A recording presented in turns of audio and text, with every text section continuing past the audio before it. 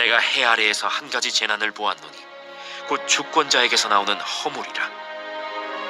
우매한 자가 크게 높은 지위들을 얻고 부자들이 낮은 지위에 앉는도다. 또 내가 보았노니 종들은 말을 타고 고관들은 종들처럼 땅에 걸어다니는도다. 한 해병대원의 사망으로 온 나라가 좀 시끌벅적합니다. 지금 이 사망 사건이 너무 정치적인 논쟁으로 발전되었지만 그 시작점은 단순한 것입니다. 누가 해병대 병사들을 구명조끼도 보급되지 않은 상황에서 그 급류에 들어가라고 명령을 내렸는가? 누군가는 명령을 내렸을 거 아닙니까?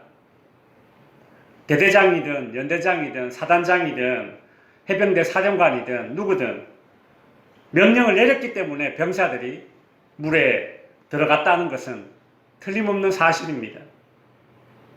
누가 그런 명령을 내렸는지는 모르겠으나 그 지도자는 자신의 공적을 쌓고자 무리하게 해병대원들을 급류에 수색해 하도록 했다는 그런 비난을 받고 있습니다. 이로 인해서 해병대에 큰 명예에 큰 흠집이 나게 생겼죠. 반대의 경우도 있었습니다. 어떤 사람이 자기가 군생활 할 때에 있었던 일을 이야기를 하는데 어느 날 한 고위 장교가 부대를 방문했답니다. 부대 이곳저곳을 이렇게 둘러보더니 하는 말이 야, 다 좋은 데 있잖아. 이 군인들이 생활하는 이 막사에서부터 저기 이제 대포가 놓여져 있는 그곳까지 가는 길이 너무 황량하고 빈들인 것 같다. 길 양쪽에 좀 이렇게 둔덕을 쌓고 거기에 나무도 심고 좀 꽃도 이렇게 좀 심어 놓으면 좋겠다. 이런 말을 했습니다. 그날부터 군인들은 길 양쪽에 이제 언덕을 쌓고 나무를 심고 꽃을 심으면서 병사들은 속으로 그 장교를 엄청 욕했답니다. 아니 그냥 놔둬도 되는 길인데 왜 굳이 이 길 옆에 뭐 언덕을 쌓고 이렇게 조경작업을 하라고 하나. 안 해도 되는 생 노가다를 하고 있구나. 그러면서 병사들이 투덜투덜 이제 그 일을 했습니다. 그런데 몇 달 후에 엄청난 일이 발생합니다. 때는 2010년 11월 23일 오후 2시 34분 북한에서 우리나라 서해안 연평도에 포격을 가했지 않습니까? 기억나시죠?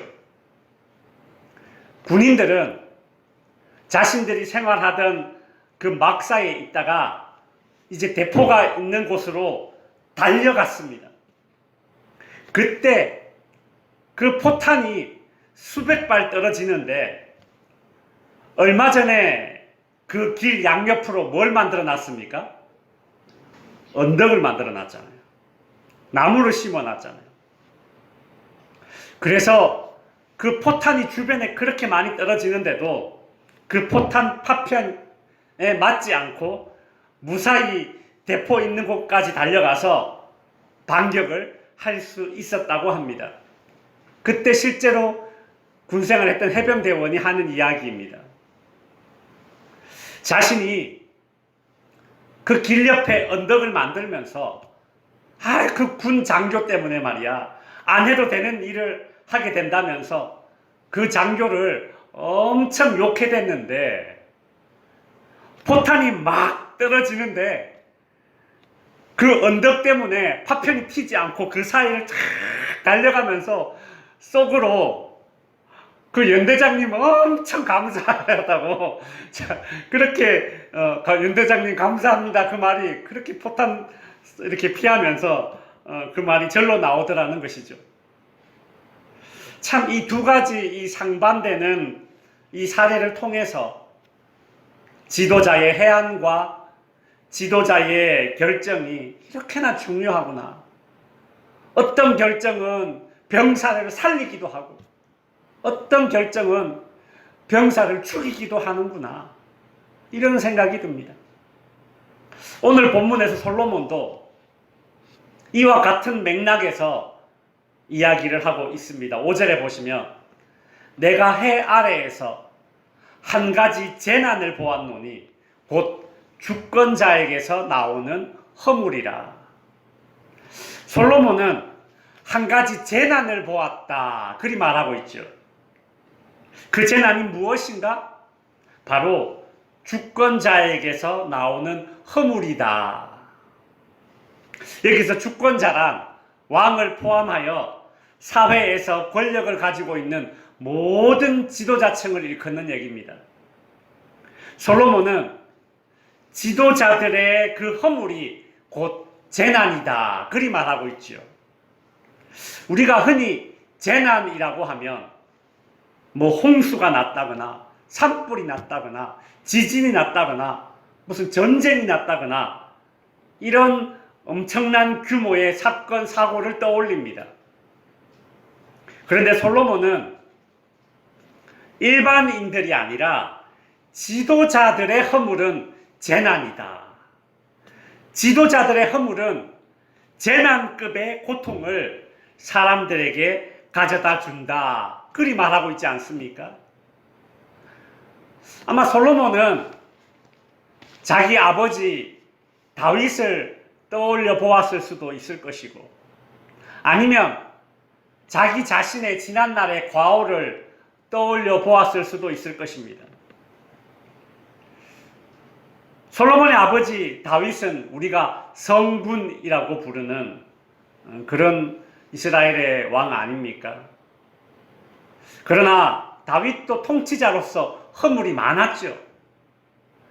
밧세바에 대한 음욕으로 간음과 살인을 저질렀습니다. 요즘으로 치면 진짜 이거 그냥 대통령 날아갈 감이죠. 그죠? 예. 또 다윗은 교만하여서 인구조사를 하다가 하나님께 진노를 받아서 그 이스라엘 백성들이 전염병으로 수많은 목숨을 잃게 만들었습니다. 솔로몬 자신도 마찬가지입니다. 많은 이방 여인들을 아내로 둠으로써 그 이방 여인들을 통해서 이방의 우상들을 수입하고 이스라엘 내에 전파하는 그런 빌미를 제공했습니다. 어디 그뿐입니까? 그 많은 여인들 사이에서 태어난 그 배다른 자식들, 그 자식들은 각자 더 큰 권력을 얻고자 암투를 벌이는 통에 이 솔로몬 집권 말년에는 이스라엘이 정치적으로 참 혼란했던 것을 우리는 알고 있습니다. 어떻게 보면 솔로몬이 이 지도자의 허물이 곧 재난이다라는 이 말은 자기 자신에 대한 반성일 수도 있겠죠. 마찬가지로 우리는 오늘 본문을 통해서 또 결론적으로는 우리 자신을 돌아보는 그런 계기로 삼았으면 좋겠습니다. 솔로몬은 주권자, 즉 지도자들의 허물이 그렇다면 구체적으로 어떤 재난을 야기시키는지 오늘 본문에서 이제 구체적으로 알려주고 있는데 먼저 6절을 보시면 같이 한번 읽어볼까요? 시작. 우매한 자가 크게 높은 지위를 얻고 부자들이 낮은 지위에 앉는도다. 허물이 있는 지도자가 다스리게 되면 그곳은 부조리로 가득 차게 됩니다. 여러분, 어리석은 자가 크고 높은 지위를 얻고 반대로 부자가, 여기서 부자는 지혜자를 가리키는 겁니다. 왜 솔로몬이 지혜자를 부자라고 표현했느냐 하면 예전에는 부자여야지만 공부를 할 수 있었습니다. 그 개인 스승을 두었거든요. 그래서 여기서 부자는 지혜를 갖춘 사람을 이제 비유하는 또 다른 말입니다. 어쨌든 허물이 있는 지도자가 통치를 하게 되면 어떻게 되느냐? 어리석은 자는 아첨을 잘해서 지위를 얻게 되고, 반대로 부자, 다른 말로 지혜자는 낮은 지위에 있게 된다는 것이죠. 이게 한마디로 어떤 세상입니까? 지혜자는 지혜의 가치를 인정받지 못하고, 성실한 사람은 그 성실함을 인정받지 못하고, 능력 있는 자가 그 능력을 인정받지 못하고 대가를 인정받지 못하는 그런 세상을 가리킵니다. 고로 허물 있는 지도자가 야기하는 그 재난은 무엇인가? 첫 번째로 보상이 제대로 이루어지지 않는 세상, 그런 세상이 되어버립니다.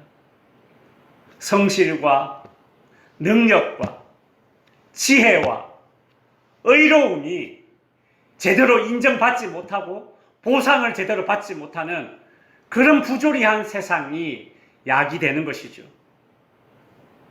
최근 우리나라의 위니아라는 회사에서 직원들의 월급을, 임금을 400억 이상 체불한 회사가 지금 화제가 되고 있습니다.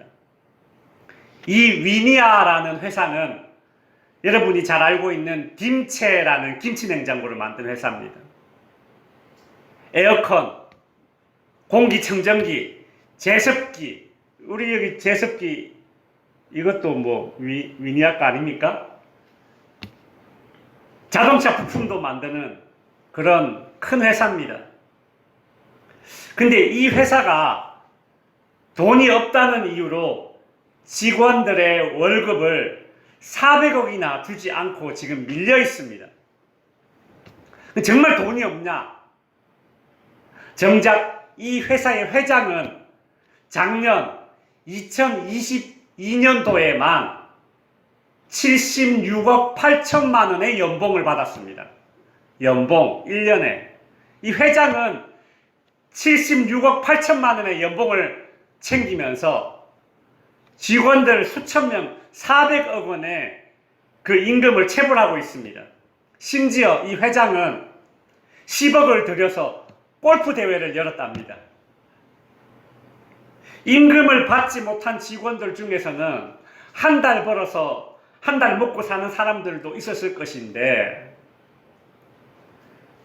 이 회장이라는 자는 자기는 70억, 80억의 연봉입니다. 1년 아닙니까? 1년에 80억 되는 연봉을 챙기면서 직원들에게 400억이나 되는 임금이 지금 체불되어 있다는 것이에요. 최근에 한동훈 법무장관은 국회에서 위니아 이 전자회사 임금 체불 사태를 놓고 범죄 혐의를 밝힐 것이다, 그리 말했습니다. 분명히 범죄 맞죠? 이런 회사가 우리나라에 한두 군데가 아니랍니다. 최근 우리나라 고용부에서 앞에서 말한 이 위니아라는 회사를 포함해서 상습적으로 또는 악의적으로 이 직원들에게 임금을 체불하고 있는 그 악덕 회사가 130곳이 넘는답니다. 그래서 지금 아주 고강도 조사를 하겠다고 지금 정부에서 벼르고 있죠. 보십시오. 오늘 본문에서 솔로몬이 허물이 있는 지도자에게 야기되는 재난이 있는데, 그것은 바로 보상이 제대로 이루어지지 않는 세상이다, 그리 말하고 있었는데 딱 맞아 떨어지지 않습니까? 그렇죠? 그 회장 한 명, 허물이 있는 회장 한 명 때문에 그 직원들은 제대로 보상을 받지 못하고 있습니다. 참 솔로몬의 이 말이 오늘날 3000년이 지난 이 시대에도 딱 맞아 떨어지는 그런 모습을 볼 수 있죠. 솔로몬은 허물이 있는 지도자가 야기하는 재난 두 번째로 원칙과 질서를 파괴한다라고 말하고 있습니다. 7절에 보시면 솔로몬은 이렇게 말합니다. 같이 한번 읽어볼까요? 시작. 또 내가 보았노니 종들은 말을 타고 고관들은 종들처럼 땅에 걸어 다니는 도다.